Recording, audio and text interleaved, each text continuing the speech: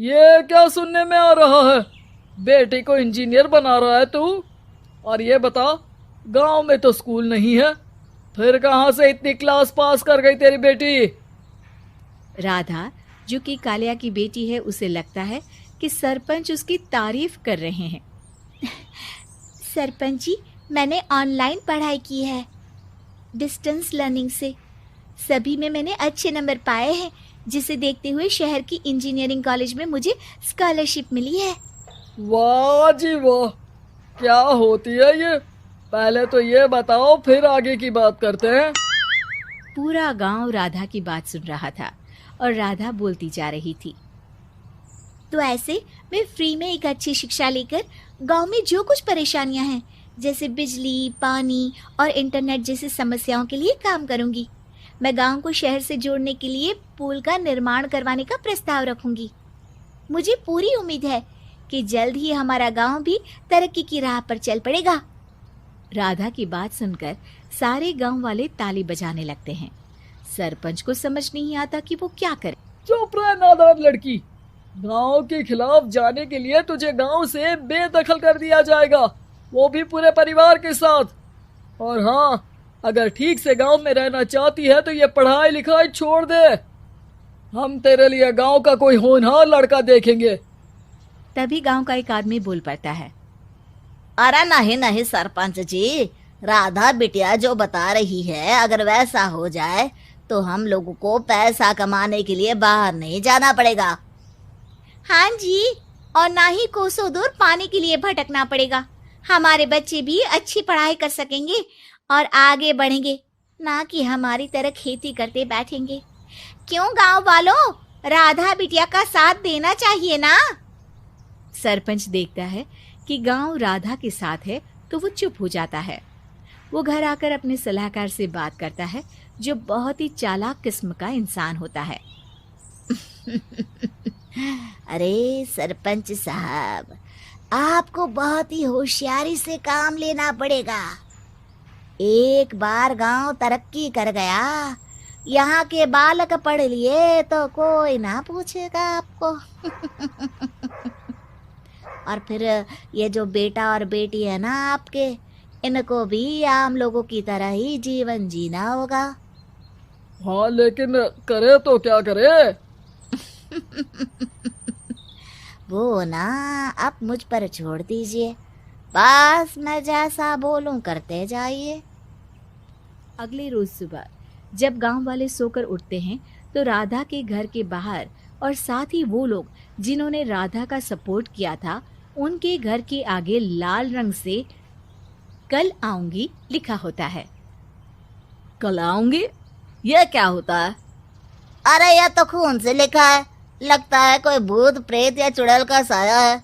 चलो सरपंच जी के पास चलते हैं। सभी सरपंच के पास जाकर उसे सारी बात बताते हैं।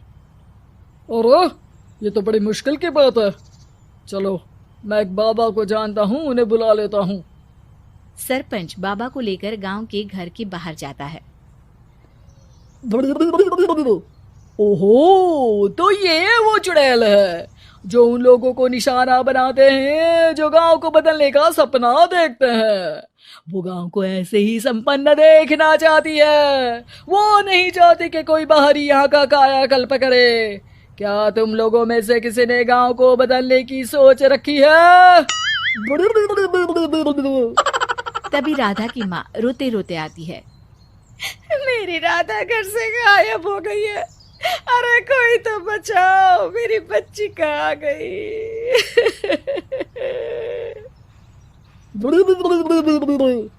ले गई वो चुड़ैल, तेरी बच्ची को ले गई। अब वो उसे श्रापित करके छोड़ेगी, उस पर चुड़ैल का साया हो जाएगा। तभी बुरी सी हालत में राधा भी वहां आ जाती है। उसके बाल चुड़ैल की तरह फैले होते हैं और कपड़ों में खून लगा होता है। सभी राधा को देखकर डर जाते हैं। माँ, पता नहीं मुझे कौन उठा कर ले गया था।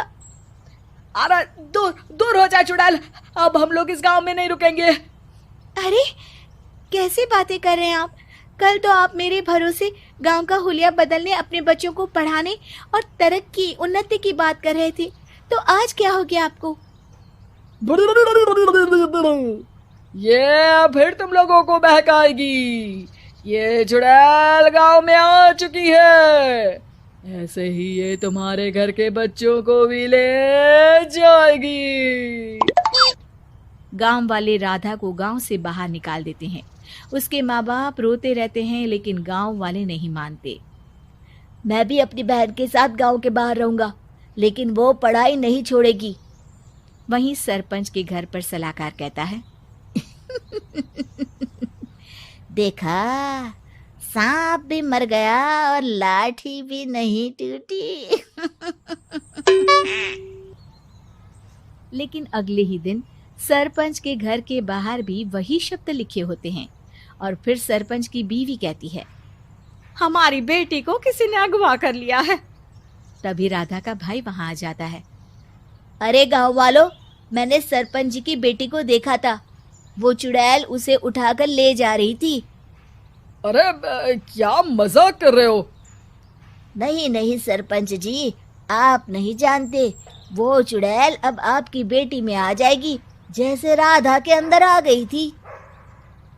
तभी सरपंच की बेटी वैसी ही हालत में वहां आती है जैसे राधा आई थी। पापा, पता नहीं कैसे मैं गायब हो गई थी। चुड़ैल, इसके अंदर भी चुड़ैल का साया है, मारो इसे। अरे नहीं नहीं, इसे भी राधा के पास गांव के बाहर ही भेज दो। अरे चुप रहो, मेरी बेटी कहीं नहीं जाएगी और चुड़ैल बुड़ैल कुछ नहीं होता है। अरे कैसे बात कर रहे हो सरपंच जी? आप तो बोल रहे थे कि आपका फैसला भगवान का ज्ञान होता है, तो अपने पर बात आई तो अब आप ऐसे बोल रहे हैं। अरे ना ना ना, आपको अपनी बेटी को त्यागना ही होगा। अरे बुलाओ बाबा को। राधा का भाई बाबा को ले आता है, जिसे अब गांव वालों के डर के कारण सच बोलना पड़ता है। मैं कोई बाबा नहीं हूँ, मैं तो मोची था। ये सलाहकार महोदय ने मुझे कहा था एक्टिंग करने को। अब वो मुझे पैसे देने वाले हैं। अब मुझे माफ कर दो। गलती हो गई, मुझे माफ कर दो।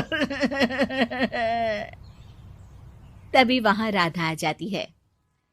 देखा सरपंच जी, जब गांव के बच्चे साक्षर होंगे तो आप जैसे लोगों की चालाकी नहीं चलेगी।